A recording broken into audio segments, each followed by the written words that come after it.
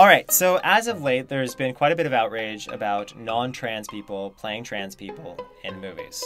And I've had some arguments, in my life about this issue. It's not the same as, let's say, someone playing a Hawaiian girl who is white. Okay, it's not the same. There are people of certain races who have been oppressed seemingly since the dawn of time.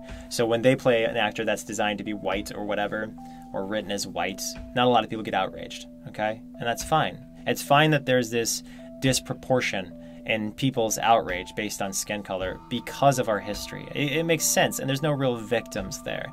Because when a white person's trying to be a victim of something, it's like, well, buddy, you have so much compensating for this that it's really just kind of making it fair. It's not so much making it unfair to you, but rather more fair to everyone else.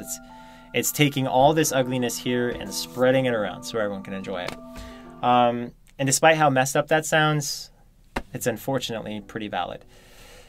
Anyway, but as far as the trans issue goes, and I say issue because we're talking about film and people being outraged. Let's say I am not a murderer, okay, hypothetically. Let's say I don't kill people every time I get a chance. And somebody asks me to play a serial killer in a film. Is anyone going to get outraged? Are they going to say, hey, what about real serial killers? Give them an equal opportunity to be in film? No, it's utterly ridiculous to say, hey, someone needs to be a real serial killer to play a serial killer role. Let's say I'm not a woman, but somebody wants me to play a woman in a film, okay? Let's say that they're a trans person. And I've never identified as a woman.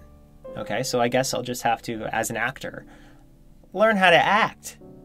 Talk to some trans people, figure out how trans people behave on a daily basis, or the trans people that I would encounter, because not all trans people are the same.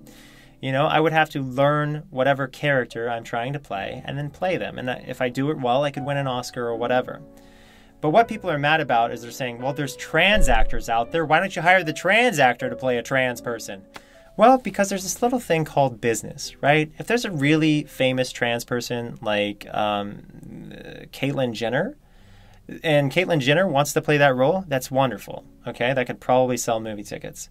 But unfortunately, most of the trans actors out there I've never heard of. I couldn't tell you a single trans actor. Maybe you could. But the fact that I don't know who they are, I know who Caitlyn Jenner is. So I might see a film with Caitlyn Jenner because I know who that is. All right? To make a film, you have to get funding.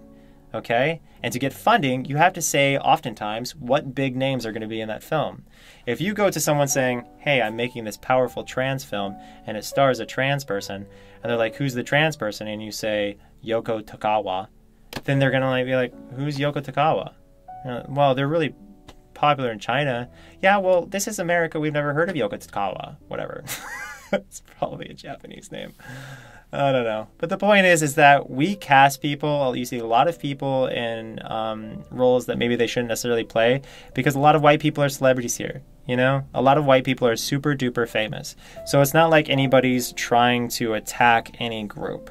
Okay? It's not like we're trying to make straights take over the trans community and represent the trans community. It's more so that we want a trans message to be seen. And sometimes, in order to have a trans message broadcast to the world, you have to have a straight person playing the role of a trans person because everybody knows who that straight person is. And nobody's even willing to make trans people famous in the first place because they're so phobic towards them. Okay? There will be so many more famous trans people in 20 years. I can pretty much guarantee that, okay?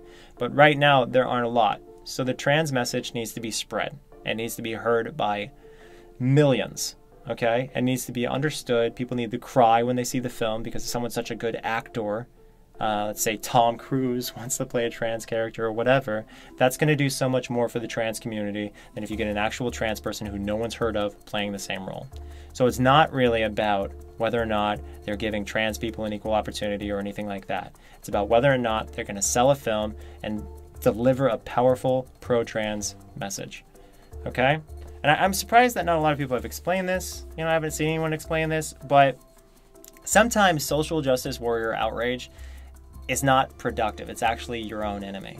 You have to understand that opportunities they often come through collaboration. Okay? So, like, where would, let's say, black people be today if white people never fought in the Civil War?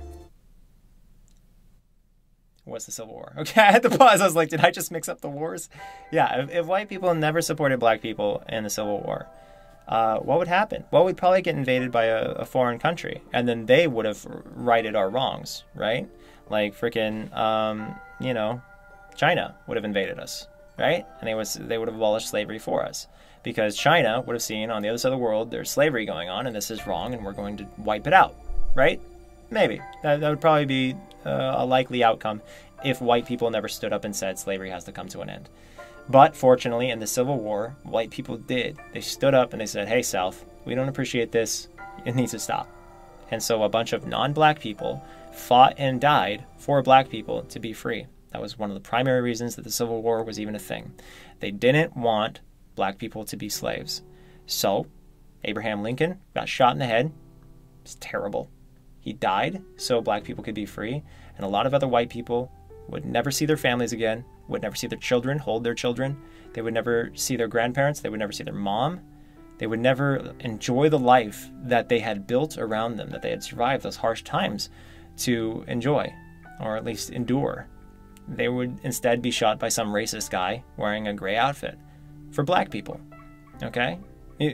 We want to be outraged by every other white person, right? We want to be outraged by every other cisgender white male a lot of times.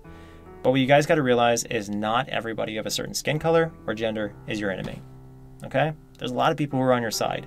And so sometimes you have to go, okay, just because they're not trans doesn't mean they're my enemy. And just because they're not trans doesn't mean I can't support them and trying to promote a powerful message for my community, okay?